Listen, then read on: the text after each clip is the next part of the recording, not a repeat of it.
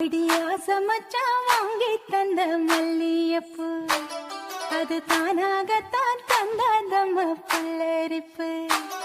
அடியா சமச்சான் வாங்கி தந்த மல்லியப்பு அது தானாகத்தான் தந்தாதம்ம புல்லரிப்பு.